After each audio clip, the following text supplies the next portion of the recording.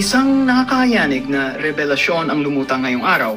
Mismong hanay ng Army at PNP, umano ang humaharang sa mga plano ng administrasyon ni Pangulong Bongbong Marcos Jr. Sa gitna ng naglalablablab na usapin ng katiwalian at kontrobersya, tila mismong sariling puwersa ng gobyerno ang nagiging balakid sa Malacanang. Ayon sa mga ulat, ilang opisyal ng Army at PNP ang lantaran ng nagpapakita ng pagtutol sa mga hakbang ng administrasyon. Hindi na pwede ang bulag na pagsunod kung bayan na ang nalalagay sa peligro, bulalas ng isang mataas na opisyal na tumangging magpakilala. Ang revelasyong ito ay agad na nagpaingay sa buong bansa, na para bang isang lindol ang yumanig sa pinakapundasyon ng gobyerno. Ngayon, tanong ng bayan, totoo bang unti-unti nang ginigiba ang pamahalaan mula sa loob? O isa lang itong taktika para ilihis ang mata ng publiko sa mas malalaking katiwalian? Isang bagay ang malinaw, ang pasabog na ito ay nagdulot ng matinding pangamba at mas lalong pinainit ang diskusyon sa kalagayan ng administrasyon ni PBBM.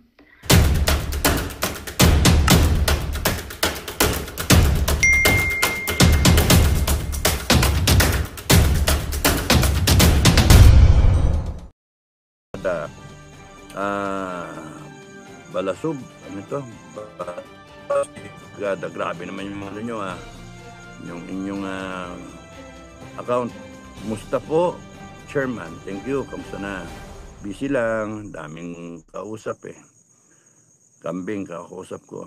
Buhay OFW, good evening po. Chairman, ano ito? Charmaine Dabitad, good evening. Kapdado, sir. Thank you. Diego Balanag. Hi. Loretta Kapanayan said hi.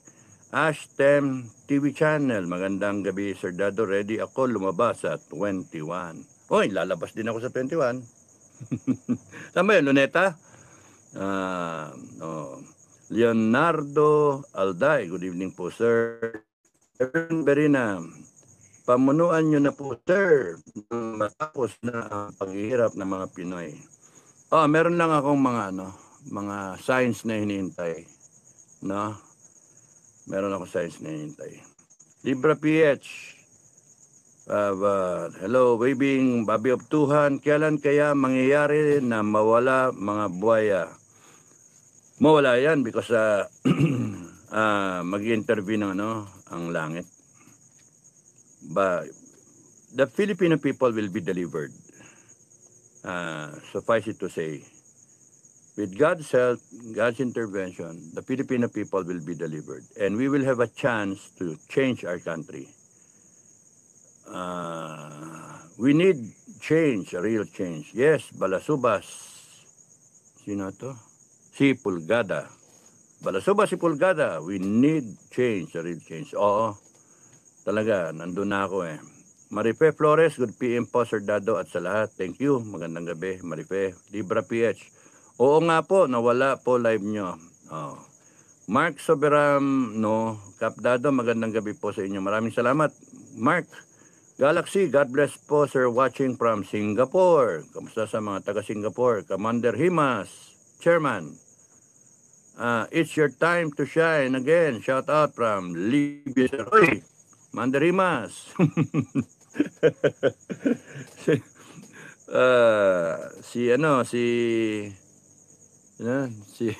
Si Maximus at saka si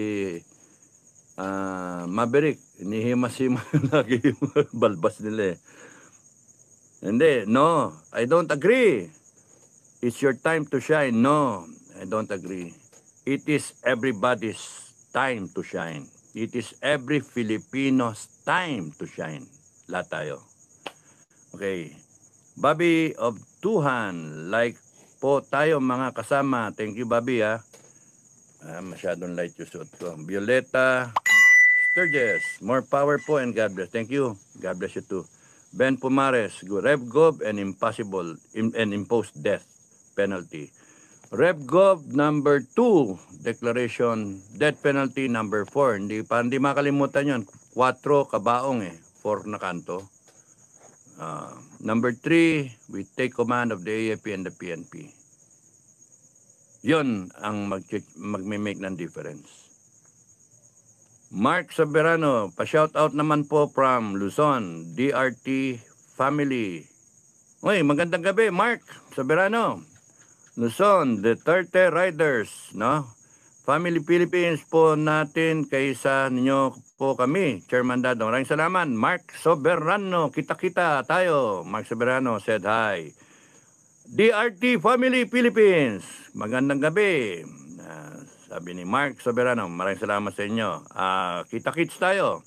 Sabi ni Commander Himas, everybody's time to shine. Okay?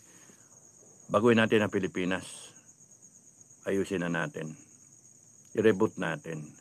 Good evening po, Cap Dado, watching from Polo Nuling, Tupi, South Cotabato. Kamusta kayo dyan, Robert? Sa South Cotabato. Balasuba si Pulgada, Declaration number 4 is what we need. Yes. Ang kalaban mo dyan ay ang clergy, ang Catholic Church.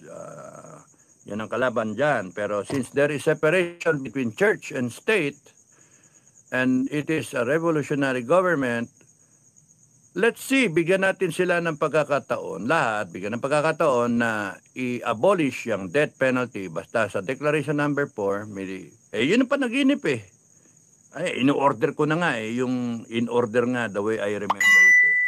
So, declaration,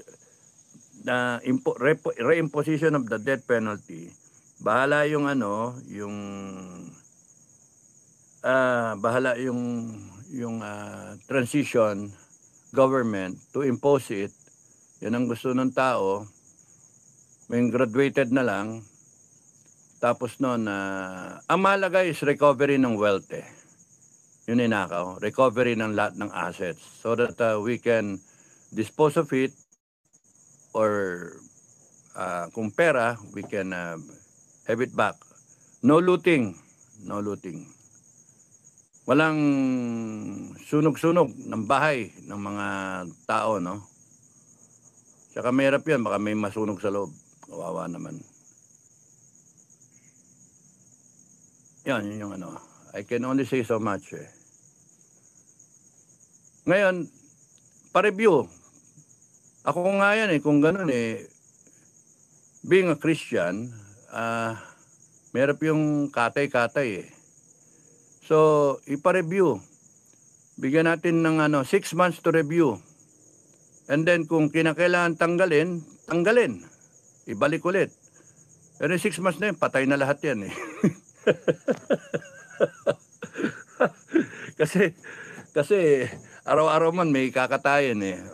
Lahat yan patay na yan after 6 months. Kahit tanggalin na yung death penalty, takot na yung mga tao magnakaw.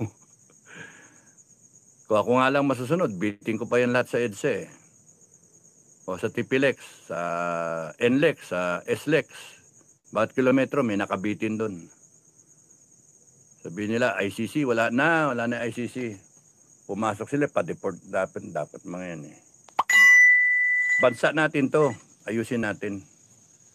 Ninakawan tayo ng gusto eh, dapat matigil yan eh. Dapat matakot ng mga politiko eh. Ayusin natin lahat ng And then I'll try to present ideas. I have a fairly clear of how it should be done.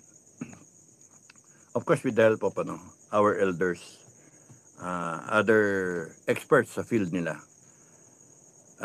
Leonie Vergara said hi. Rosales Alicia said hi.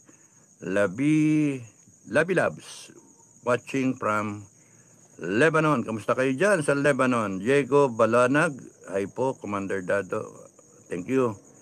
Yen Nunez Coral, hi po, gandang gabi. Rosales Alicia, good evening po from Japan po. Pinky Rosales, thank you Pinky Rosales, no? Magandang gabi. Kamusta kayo sa Japan? Emilia Eliasar, good evening po Sir Dado. Hope all is well. Okay naman. MERS, Sir, nananawagan si General Pokis na maganda ang mga retired MUP sa nalalapit na rally. Yeah, oo. Kausap kami. Oo. Ang ko talaga, mananawagan din ako. Sir Romy, mananawagan din ako. Kasi naka-ano ko naka-commit na yung time Tsaka bigla-bigla kasi yung tawag no? Bigla-bigla So tama yung gagawin as para sa I was informed, isang plug, wala nang grupo-grupo. And let's pray for the group and Filipinos na nakikinig ngayon sa mga rally. Magpakita kayo. Ako, magpapakita rin ako sa 21 siguro. Saan ba yun? Luneta, no? Nakakomit kasi ako sa yung tawag kanina lang Tawag kasi. Very important kasi yung aking asikasuhin. Personal So,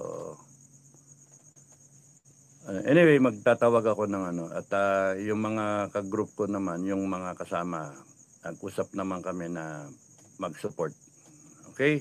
So, yun yung... sabi ko nga kay sir, late for mess ako Late for mess. Pero, nakaka-vlog naman ako. So I hope na nakakatulong yung mga vlogs, no? Para lumakas sa loob ng mga kababayan. Thank you, Mers, Commander Bulik, FGF, SK Canada. Commander Bulik, magandang gabi. Good evening, John, sir, watching from SK Canada. Magandang gabi, Commander Bulik. Stress na stress ka, no? Ako stress ako Grabe po yung ginagawa dito sa atin Norven Borromeo, BBM addict. Perla Ebalang, good evening po from Singapore. Shine Kristen Isabella. Hi po sir, mapagpalang evening po dyan sa Pilipinas, OFW here sa Kuwait. Kamusta kayo sa Kuwait? Magandang gabi sa inyo. Thank you Mark Soberano, Capdado, sama-sama na po tayo ng ating grupo po. Kaisa niyo po kami sa SFGF po at ang DRT Family Philippines po natin. Thank you Mark Soberano, talagang sama-sama. I'll be with you and you'll be with me. Coordination lang. You coordinate with Musang. No? At sa lahat ng musang, lahat na retired na musang, PRP, sa takdang oras, sa announcement, magbablog ako, PRP, lahat ng musang, Rangers lead the way. Let's do this. Let's do this. May pagkakataon tayong ayusin ang Pilipinas, baguhin natin ang Pilipinas for the good. Enough of the stupidity ng dinala itong bansa natin. Binaboy lahat Ngayon, bago naman tayo na nakailang buhay ba kayo mga musang? Ako nakawalo na ako So yung huling buhay ko, bigay na. Patay kung patay. Ganun ba? Patay kung patay. Nalay na sa bansa natin. I'm not asking you to sacrifice your lives. Those who are willing to give up their lives for the good of this country, for the good of people, much appreciated. Maraming salamat. Kita ng langit yan. To those na alanganin, dasal kayo. Dasal na lang kayo. But we have to make a stand. We have to make a stand. That's why I'm vlogging na sharing to you yung na nakita ko. Ang paniwala ko, pinakita sa akin yun ng langit. So that you will have an idea na how it can be done, how it should be done. Yung ganun ba? Hindi yung bara-bara tapos nun. People power, change of administration, and then what? Reboot. Balik tayo. EDSA 1, EDSA 2, ganun pa rin. It has to be the last people power. because we are going to set things straight. Wala yung korupsyon, wala yung abuso, wala yung paulit-ulit na mga politikong gago, pati yung paninira ng mga kapwa Pilipino, panggagancho sa kapwa Pilipino, tanggalin natin lahat yan. It starts dun sa family. It starts. Hindi, yung korupsyon yan, mga kababayan, simptomas yan. Mga kamusang, simptomas lang yung korupsyon. Hindi yan ang talagang problema. Talagang problema natin, yung kultura natin, yung upbringing, yung character natin. We have to correct it. Because yung production line natin may mali. Wala yung quality control. Kaya laging dispalinghado. Kaya ayusin natin yung sistema natin. And for that, I hope that one day, yung mga future na generation sa Filipinos will be thankful. Buti yung mga lolo natin ginawa yun. Buti yung mga lolo natin tumapang, lalakas na loob nila. Binago nila yung Pilipinas. Mas gusto ko ganon, lumagay tayo sa ganon. Kesa, pag-usapan tayo in the future, sasabihin, putang ng mga lolo natin, gago, naduwag. Walang ginawa. Hinayaan tayo, kita nyo ngayon, bangkorote Pilipinas. Maggago tayo ngayon, wala tayong pake. Ngayon, mas gusto ko pa doon ako sa, di baling yung magbuwis buhay, pero meron ako inaasam-asam na mission. Last mission ba natin? Nasa inyo yan, mga kabady, kung kayo sasama. Ang sa akin, sa lahat ng Pilipinong naniniwala sa akin, lahat ng Pilipino na naniniwala na may mali at dapat baguhin, tumayo kayo, sama-sama tayo. We have to change this. This culture of corruption, this culture of taking advantage of fellow men. We have to stop it. We have to move forward, bring the country forward. We should become Singapore. Ganun ba? Benchmark tayo Singapore. Yan, sasabihin ko yan lahat sa reboot na pagka nandun na ako sa proper ng libro na reboot. We have to carve out a 100-year plan or 50-year plan na it's a moving plan na kakraft natin. Master plan para sa buong bansa. Master plan para sa future generations. Wala tayong ganun Panay, kanya-kanya Kanya-kanyang diskarte Sundan natin yung master plan. Gawa muna tayo master plan. How do you see Luzon 50 years from now, 20 years from now, Visayas and Mindanao? How you see the spending, ang tawag doon, the worth of every Filipino, the spending capacity of every Filipino, from $4,000, can you bring it to $70,000? Kagaya nung level ngayon ng Singapore. Hahanip yun, tough job But kung hindi mo sisimulan, hindi natin ayusin, hindi tayo aabot sa $4,000 nga, hirap na hirap tayo. Tuwan-tuwa na tayo Pero paano natin babayaran yung utang na mamanahin natin? 18 trillion.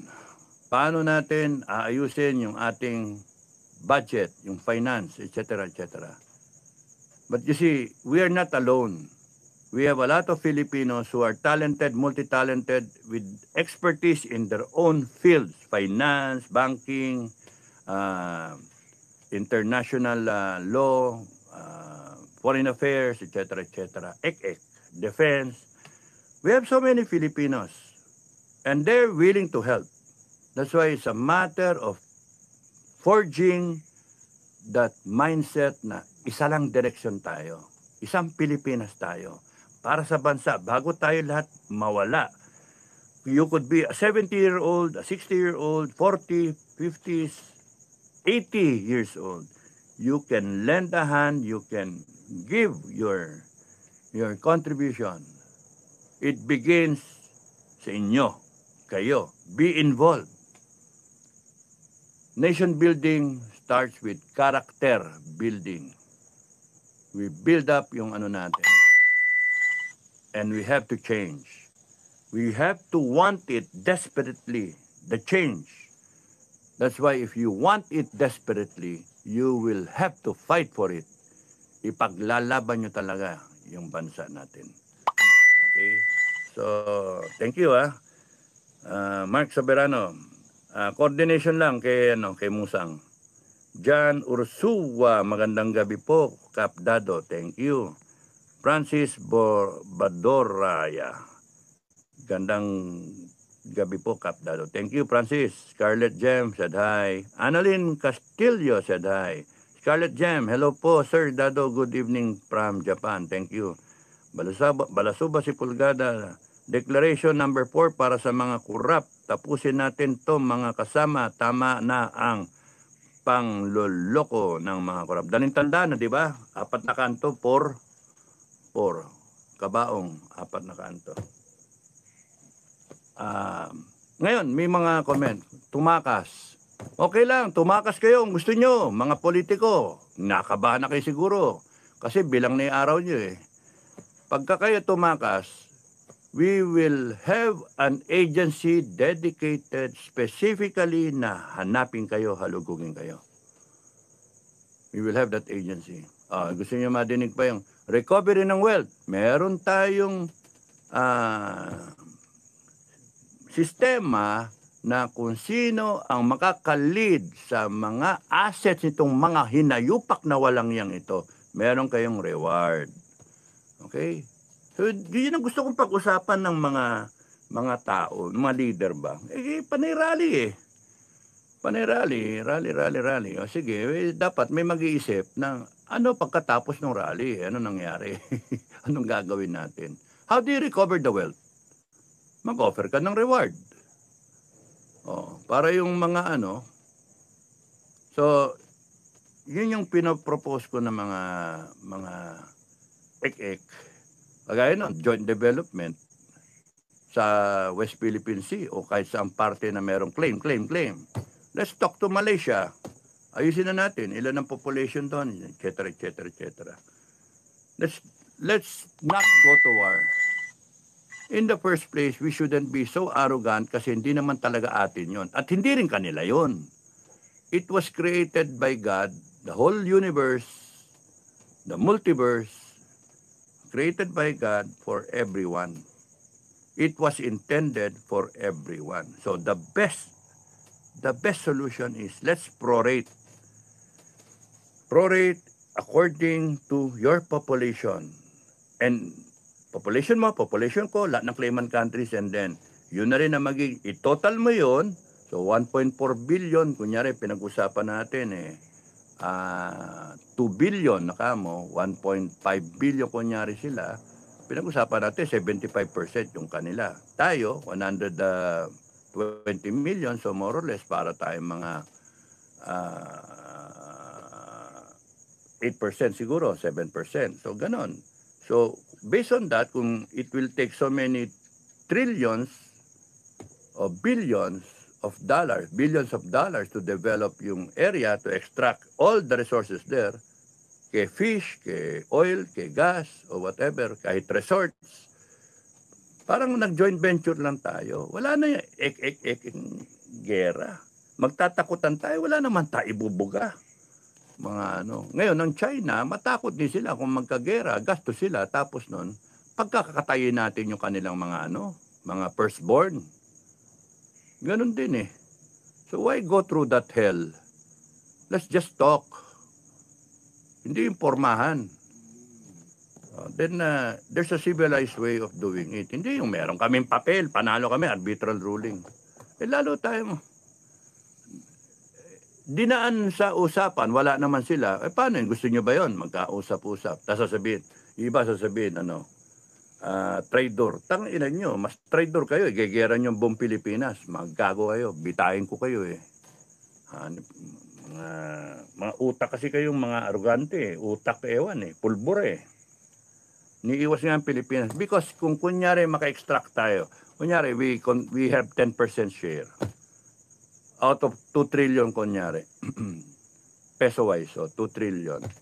So ilalabas lang natin Magandang balita ang hatid namin sa inyo ngayong araw. Sa pagtatapos ng aming balitaan, nagbigay kami ng mga mahalagang impormasyon. Maraming salamat sa pagtutok at pagsuporta sa aming programa. Huwag kalimutang manatili sa mga susunod na araw para sa mga bagong balita at mga kwento na dapat nating abangan. Mula sa Boses ng Masa, magandang araw Pilipinas!